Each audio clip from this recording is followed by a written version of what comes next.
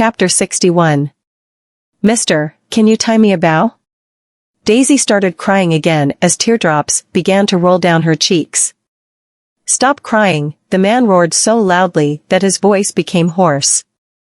Daisy, who was startled by the man, pursed her lips as she wept silently and stared at him without uttering another word. The man tied her a bow, stood up, and walked behind the man with a brush cut. Do you think that Miss Vanderbilt has lost her mind? She's actually going to pay the both of us $80,000 each just to kidnap these two. Why, is that too much for you? The man with a brush cut took out a cigarette and lit it while interrupting him. You can get the fuck out of here if you don't want to proceed with this. I can fucking deal with these two puny bastards by myself. Of course I'm in. How can I say no to this job? I'm just saying that this is way too easy for the money that we're about to get. The man grinned from ear to ear. 2 children are worth $160,000. Won't we get paid $320,000 if we were to abduct 4 of them? Waylon heard what they were discussing and raised his eyelids. Hey, is the Ms. Vanderbilt that you were talking about Willow Vanderbilt? The 2 men turned their heads and stared at him. The man with a brush cut did not say a word, and the man standing behind him swallowed his saliva out of fear. Bro, what should we do? This kid seems to know. The man with a brush cut glared at him, stepped forward fiercely, and glared at Waylon condescendingly. What do you know? Hee, we're child celebrities, and we've appeared in fashion magazines with an award-winning actor, and she's only paying you $160,000 for the both of us. Isn't that a huge loss from your perspective? After hearing this, the man stepped forward and said to the man with a brush cut. He has a point, bro. It seems that we've lost a lot of money this time around.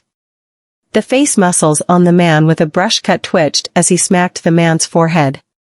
Fuck off, you dickhead. Waylon raised his head and looked directly at the man with a brush cut. $160,000 is definitely a loss for you. We're at least worth $800,000. The man with a brush cut looked at him suspiciously. Rascal, are you trying to fool me? Each of us is worth $800,000, so kidnapping the both of us should earn you $1,600,000. It's up to you to figure it out if we're worth it. Waylon shrugged. The man who had just gotten slapped covered his forehead and walked over with a grin as he said, Bro, that's a great deal. The man with a brush cut leaned over and glared at him. Believe it or not? Another word from you, and I'll kill you first. The car you drove has a GPS, and I reckon that someone will be able to locate it soon. Even if you were to kill us, where can you go with only $160,000?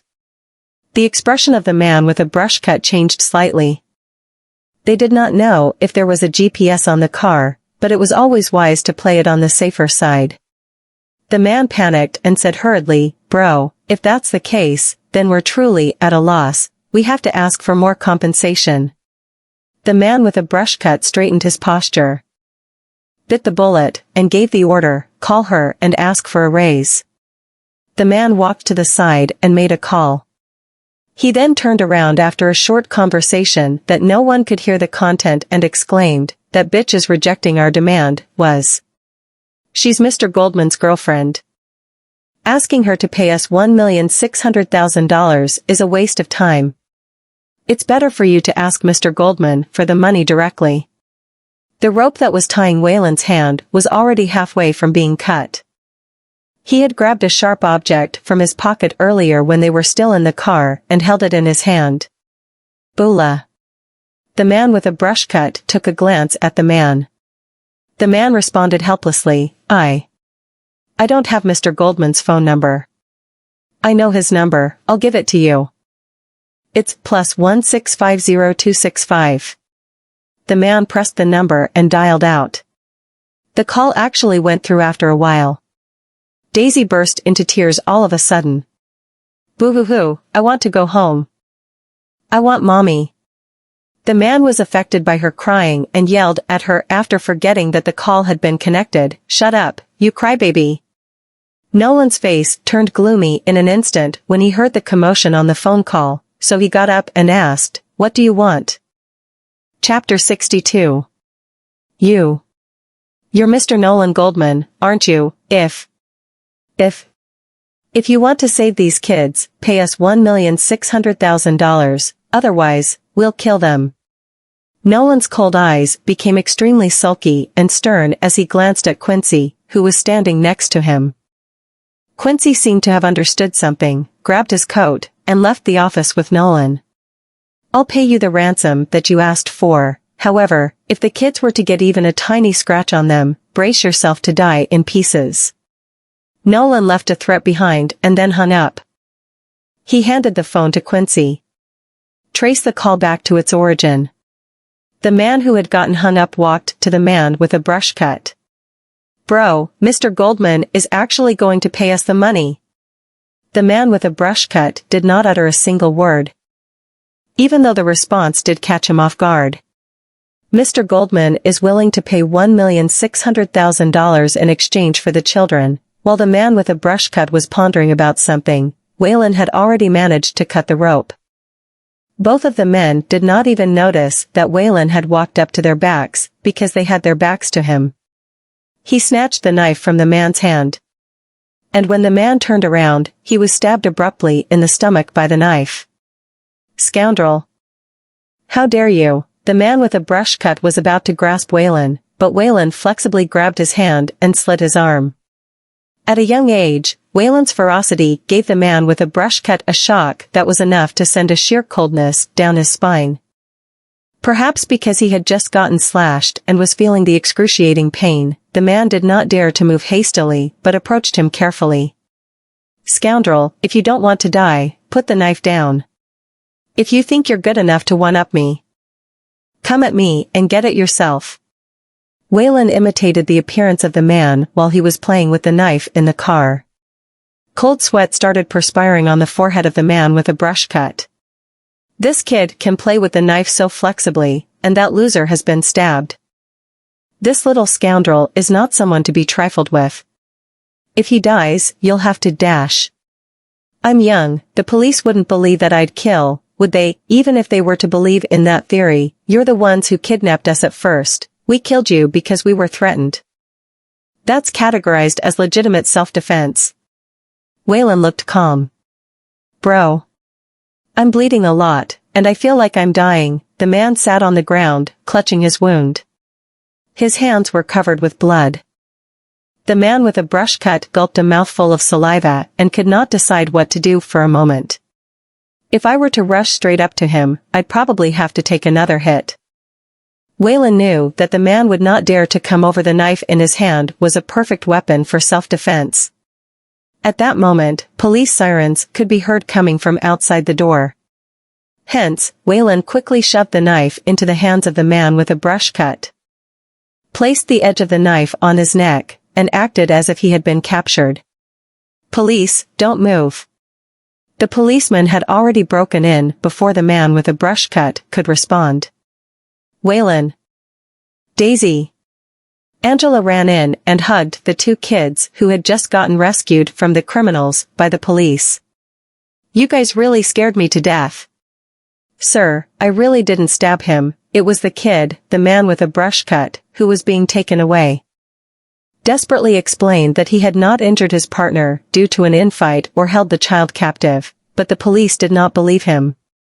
Angela took the two of them out, while a Rolls-Royce pulled over not far away from the scene at that moment. Nolan got out of the car, watched as the police threw the two kidnappers into the car, turned his head to glance at the two children, pressed his lips together, and then walked toward them. Daisy rushed toward him when she saw him. Mr. Daisy hugged him. Nolan was stunned for a split second, squatted down, and picked her up. Sorry, I was late. It's okay, we asked them to call you in order to buy time for Mr. Policeman to make it here, Daisy said while wrapping her arms around his neck. Chapter 63. Nolan was slightly startled. These two kids are very smart, however, when he looked at Waylon, he realized that Waylon's eyes looked a little indifferent, hence, he put Daisy down and walked toward Waylon. Mr. Goldman, you're here too?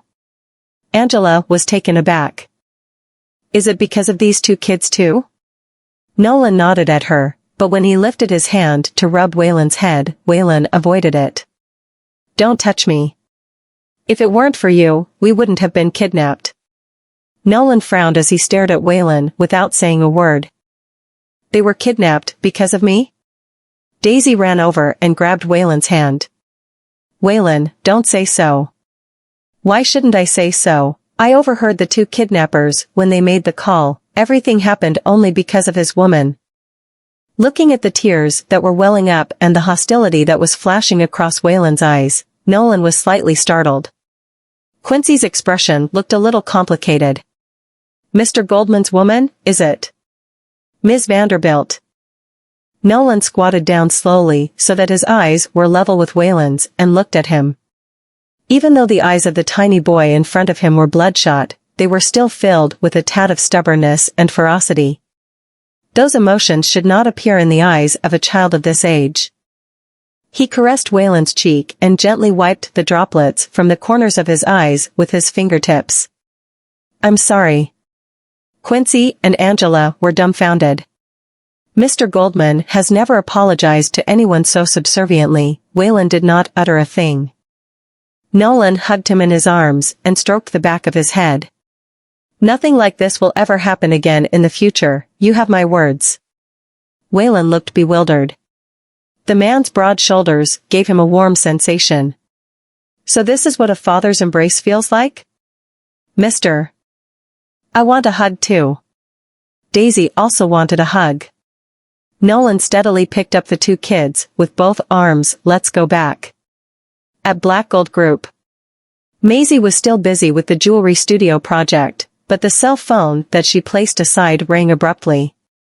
She put down the file and went to the desk to pick it up. It was Layla. Why is Layla calling me at this time? Mrs. Vanderbilt, how can I help you? Oh, judging from your tone, nothing seems to have happened. Pfft, why would you care about me, Mrs. Vanderbilt? Layla snorted. The two children are about to die, and you're still acting so calmly? I don't care whether they're Maisie's bastards, I'm going to sound it out today. What do you mean? Maisie's expression changed. Even though there's no way to know whether two little bastards are dead or alive now. They've probably suffered a lot too, right? Layla's words made Maisie's expression turn gloomy gradually. Layla Scott, I dare you to make a move on them. Okay, so those two bastards are indeed yours. Layla's eyes looked ruthless. You actually lied to us. So what if they are? Maisie tightened her hand that was holding the phone. Layla, if something were to happen to my son and daughter, don't blame me for what's about to happen. Oh, by the way, aren't you worried that I'll snatch Nolan over from your daughter? You better pray that my children will come out of this incident unscathed. Otherwise, I won't mind following your footsteps and picking up a few leaves out of the book that you used to seduce my father. After all, given my charm and talents, getting myself into Nolan's bed is just a piece of cake. Maisie Vanderbilt. Layla gritted her teeth. Judging from what Maisie had done so far, she could imagine that Maisie would have the guts to do so. Hence, Layla had no choice but to take a step backward and compromise. Okay. I'll let the two children go, but you'd better bring the children out of Bassburg. Otherwise, things won't be this simple in the future. After the call, Maisie stood by the desk, supporting herself unsteadily by propping herself up on her arms on the desk. She then clenched her hands. Chapter 64. Layla Scott, Willow Vanderbilt, you're the ones who drive me into a corner in the first place. At the Goldman mansion, a car drove slowly on the green trail. Both sides of the trail were full of parasol trees. While the sculpture fountain located in the center of the circular square was faintly visible.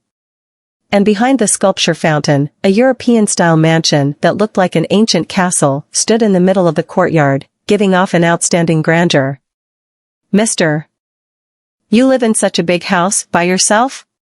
Daisy looked at the luxurious mansion, which was much bigger than their home. Nolan's eyes moved around. Well, you can stay here if you want. Anyway, it's just a matter of time. Waylon turned his head away. We won't want to do so. Nolan smiled and said nothing. The car stopped outside the front door, and the butler who was waiting outside the door stepped forward and opened the back seat door. However, he was astounded all of a sudden when he saw the two children in the car. The two children got out of the car one after another. The butler stared at them, then took a glance at Nolan, who had just gotten out of the car, and then gazed at the two kids again. Mr. Goldman, they... Nolan did not answer him, but went into the house with the children first. Quincy walked up to the butler. Mr. Cheshire, you'll get it sooner or later, there's no need to ask too much.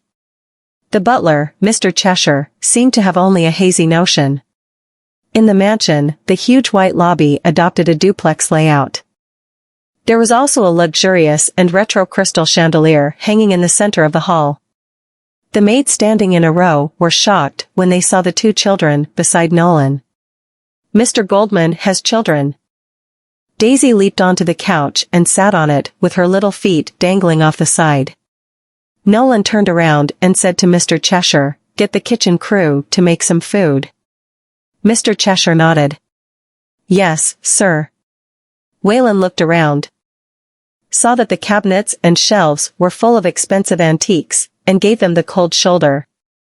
The decorations are not as practical and cozy as ours. After hearing this, the maid on the side did not dare to even breathe. Nolan chuckled, "Yes, the mansion lacks a mistress. So the layout looks a little crude." The maid was stunned. "Is this considered crude?" Daisy leaped off the sofa and approached Nolan with a pair of watery and brilliant eyes. "Mister, then you should come to our house. Our house lacks a master." As soon as Daisy said so, the smartwatch on her wrist flickered. At first glance, it was Her Royal Highness who called. Nolan looked at the caller ID that was flashing on the tiny screen of the little smartwatch. His slanted eyes narrowed slightly as he grabbed her arm and answered the call. It was too late for Waylon, who wanted to stop Nolan, to do so. Fortunately, Daisy, who was stunned for a split second, could still respond. "Mr. Goldman, it's very rude for you to listen to other people's calls like this." When Maisie was speaking, Daisy spoke at the same time. So the voices from both sides overlapped each other, and Nolan could not hear the woman's voice clearly. Listening to the sound that was coming from the other end of the call, Maisie was astonished for a few seconds. "What did she just say, Mr. Goldman, Nolan Goldman?"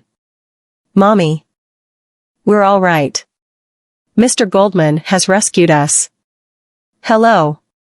Hello, hello. Mommy? Are you there?" Daisy raised the watch closer to her ear, listened to it, and then ended the call on purpose. She then said with an innocent expression, "Mr. The place where Mommy is at doesn't seem to have a good signal." Waylon breathed a sigh of relief. That was a close call. Everything almost got revealed. Nolan pressed his lips tightly and did not say anything. Maisie's heart, which had been racing all this while, was finally at ease. At least, it can be confirmed that Waylon and Daisy are now safe, but how did Nolan know about them? In any case, this incident has taken place once, and there will definitely be another one. I'll absolutely not provide Layla and Willow with another opportunity. At Vanderbilt Manor, shit, the call just won't get through. Willie, you said that they called and asked for a raise. They won't really kill the kids, will they? Chapter 65. Layla started to panic. That bitch is a woman of her words. Willow bit her lip. That shouldn't be possible. If they're dead, then just let it. No, that can't be it. Layla walked up to her. That bitch has made it very clear, if the kids die, then she'll tell Mr. Goldman about the matter from 6 years ago and snatch him away from you. Don't forget, she now knows that Mr. Goldman is the man from that night. Willow clenched her hands. Damn it, I only wanted to threaten Maisie originally, but look at this mess. Things are getting more and more complicated. Or, I'll go to Nolan. I only need to tell him about the news and get him to search for the kids. Maybe Nolan won't suspect me that way. Willow thought this was a way to get out of this mess. Layla also thought that it was feasible and urged her to go. The two children stared at the exquisite food on the long, white dining table of the Goldman mansion and realized for the first time what it meant to have everything that they desired. "Mister, do you usually eat so much on such a long table alone?" Daisy asked with an exaggerated expression. Nolan sat at the table, gracefully slicing a steak with a knife and fork. "No, it's just that you're here today." He had never been an extravagant and wasteful person. But he did not want to treat these two children shabbily. Quincy walked up to Nolan, leaned over, and said something next to his ear. Nolan stopped all his actions. His eyes turned slightly gloomy as he put down the silverware and slowly got up. "Kids, do help yourself first." Waylon and Daisy watched as Nolan and Quincy went out. They then exchanged gazes suspiciously. Nolan walked to the balcony, took a cell phone from Quincy, and answered the call. "How's the investigation in Karelia?" "Mr. Goldman.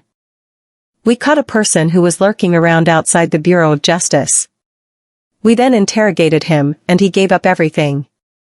It was Mrs. Vanderbilt who hired him to do this." "Willow's mother, Layla Scott?" Nolan's eyes were cold, and he replied faintly. "Keep a close eye on anyone who looks suspicious before the results are out." He returned the phone to Quincy, turned his head, and said, "I suspect that the woman from 6 years ago wasn't Willow." Quincy was startled. "Do you want to investigate that incident again?" Nolan's tone sounded indifferent. "Go and get me the manager that worked at the Empyrean Hotel 6 years ago. I want to re-examine something." After Willow learned that Nolan was not in the company, she found her way to the Goldman mansion. She had been very piqued and had not come back for a while, because of the initiative that she took the other night, which made Nolan very upset. Not to mention the maids had been mocking her secretly for a few days after they got to know about the incident. "Just you wait until when I become the mistress of the Goldman mansion, I'll make sure those lowly maids who laugh at me suffer big time." However, as soon as she walked to the entrance, she saw Quincy and Mr. Cheshire walking out with the two children. The expression on Willow's face stiffened a lot when she saw the two kids here. Waylon's eyes turned gloomy as soon as he saw her, and he glared at her, showing obvious disgust and abhorrence. Willow's fingernails were about to pierce into the palms of her hands. But she still gave off a friendly smile as she walked toward them. "Are you all right? I heard that you were kidnapped. That gave me quite a shock." "Do we know you?" Waylon's gaze looked disgusted. Willow gnashed her teeth. "This bastard actually has the guts to embarrass me." "What are you doing here?" Nolan walked out with a hint of coldness on his face. Willow bit her lip, pretending to be frail and tender. "Nolan, I'm here to look for you. I heard that these two kids were kidnapped and couldn't be found anywhere, so I came to you."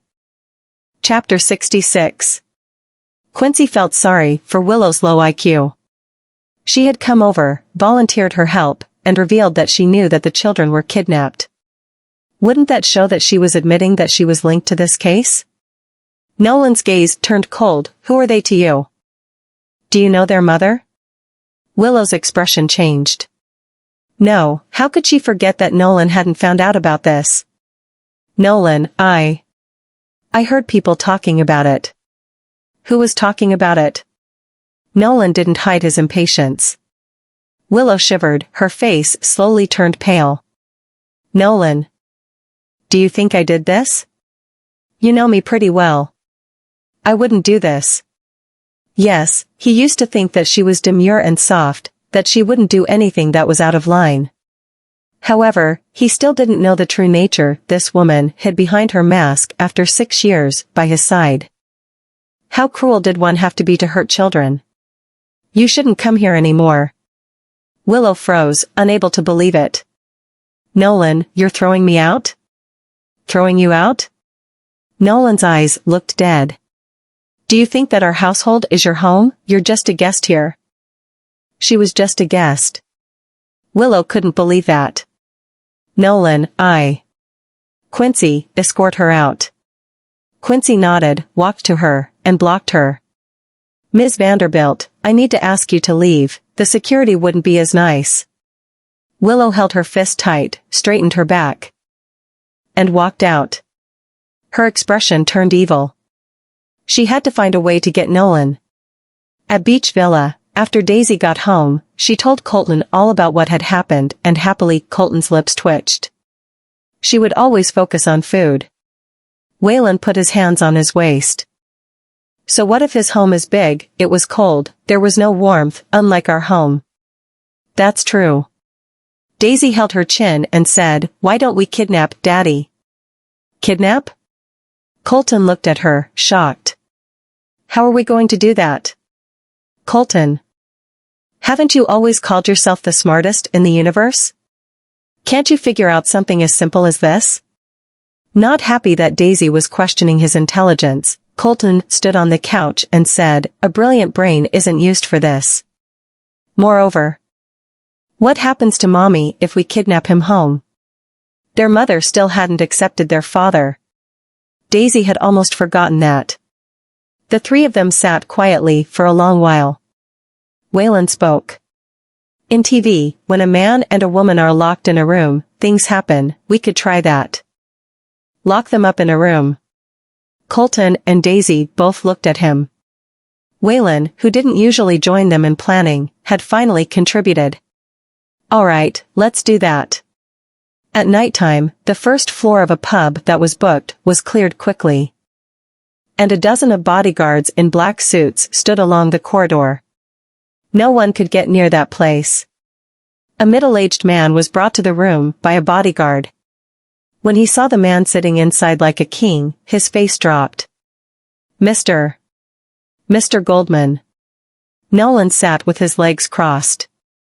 He crossed his fingers, placed them on his legs, and coldly said, I'm going to ask you one more time, who was the woman from 6 years ago? Chapter 67.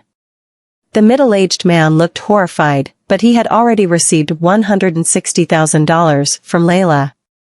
If he snitched on her, he would be, it was Ms. Vanderbilt. The bodyguard pushed him down into a kneeling position, pulled out a weapon, and pointed it at his head. The middle-aged man was strung up tighter than a bow, his heart pumping hard. If that thing pointed at his head went off, he would be seeing Hades soon. He couldn't care less about the money anymore. He shuddered, his mouth half opened, and when he spoke, he couldn't help but stutter. That night. It was. Hearing a click from the thing pushing against his head, the man almost wet his pants. It wasn't Ms. Vanderbilt, but I really don't know who it was. He was telling the truth. He didn't know who that woman was. All he knew was that Mr. Goldman had entered the room soon after the woman. Upon hearing that it wasn't Willow, Nolan didn't care about the rest of the reply. He had the answer he wanted. He put down his legs and moved closer to him. You told me it was Willow 6 years ago. I lied to you, but I was forced to do it. Mrs. Vanderbilt gave me $160,000 and asked me to say that. I can't afford to offend you, but I couldn't do that to Mrs. Vanderbilt either, the man cried. Nolan's eyes turned dark. What happened to that woman? I'm not sure. All I know is that Ms. Vanderbilt said that the woman had had too much to drink. I took a look at her, and she really was unconscious. A beauty. Ms. Vanderbilt had brought her to rest. He looked like he remembered something and continued. Oh, when Ms. Vanderbilt came out. She gave the room card to me. I was curious why someone would bring the card out. I later found out that she wanted me to give it to a real estate mogul named Sergio Baldwin. Then, I forgot and accidentally gave the card to your assistant. I realized I gave it to the wrong person the next day when I was going through the records. It hadn't been anything serious, but Layla later gave him money to insist that the woman in the room was her daughter Willow, no matter who asked. Then Nolan had come along. Nolan slowly got up. You can go now. The middle-aged man was stunned. He stood up with shaking legs. "CA. CA. Can I really go?" Nolan looked at him. "Do you want to stay?" The man shook his head hard and left immediately. Quincy walked out of the room. "Mr. Goldman. Do you want me to look into Sergio?" "No, he's not important, it wouldn't be an issue." He had finally found out the whole truth about what happened 6 years ago. 2 days later, Maisie and Kennedy were discussing the announcement of Soul in the office. They picked the 9th of the following month to officially announce their launch. Just like you said, Vena is just an empty shell. In recent years, they haven't launched any new jewelry, and their funds have become stagnant. It's not going to last long, even with Mr. Goldman's help. "It's not going to survive even if we don't do anything to them," Kenny said while looking at Maisie. Maisie's eyes darted. "Vena isn't going to go far now, but I want to move my plan forward." Chapter 68.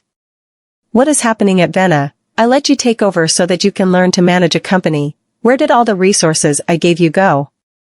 Stephen tossed the folder onto the desk. The account director had given him a call, which almost made him implode.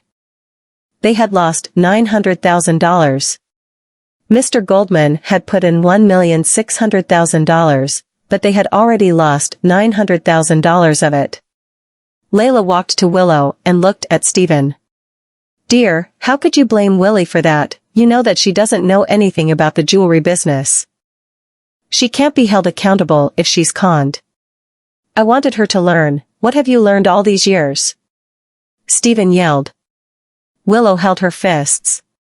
She had gone through enough before her father chewed her up and couldn't take it anymore.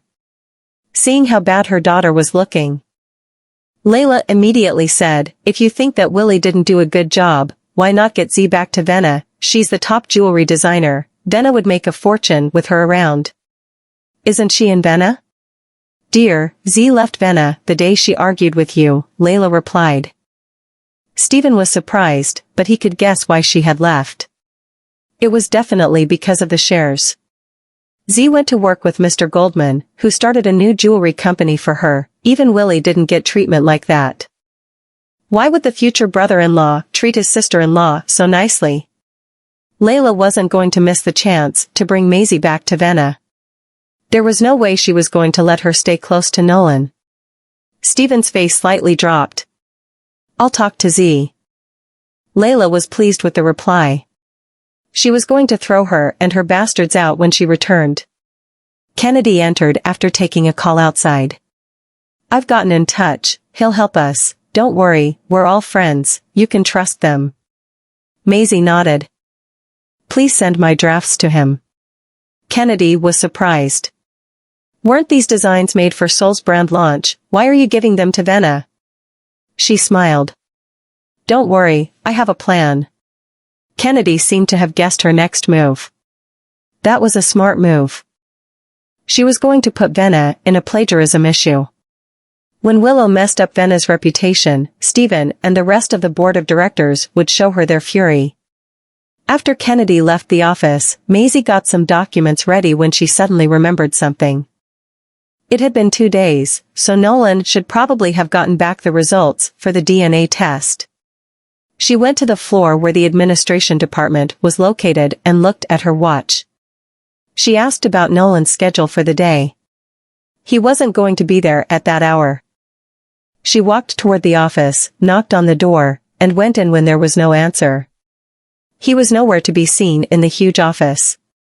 Maisie walked to his desk, flipped over some documents, and looked in the drawers. She found an opened envelope that was labeled DNA results. She pulled out one of the sheets of paper. It was blank except for a line of words in gold. "There are surveillance cameras in the office." Chapter 69. Maisie slowly looked up and saw the camera with a red blinking light in the corner. Had she been played all along, or did she just fall into this trap? "Are you looking for the results?" The emergence of a shadow shot chills down Maisie's spine. She looked at Nolan, who was standing outside the door holding a different envelope with horror written all over her face. Nolan had received the report from Karelia half an hour ago and had seen the results. The red words spelled out DNA is a match. It was confirmed that Waylon and Daisy were his children. It had been 6 years. Not only did he have 2 children, but they were also close to him. If he didn't look into it and found the truth, how could he have found out who the woman actually was? You're really clever. You were the one who switched the report, right? I don't know what you mean. Maisie was trying very hard to calm down. That wasn't the time to panic. Nolan walked toward her and squinted. You're still pretending? Mr. Goldman, why would I switch out your test results? You don't have proof that I did that anyway. Maisie dealt with it calmly. She left the documents that she was going to hand to him on top of the files. I came here to hand in some documents, I'm going to leave now. She was going to turn around when Nolan suddenly blocked her path. His huge hand grabbed onto her arm and walked forward so that she backed into the desk. Maisie pushed her back backward. What are you trying to do, Mr. Goldman?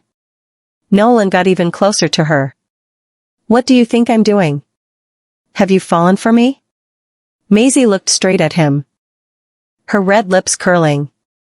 Falling for Vanderbilt women twice in a row wouldn't be fruitful. I've gotten my fruits, why would I care? Maisie paused at what he said. She raised her arms to push him away. Mr. Goldman, I don't have time for games, if you want fun. You should ask Willow to come over. You should do it. Maisie was rendered speechless.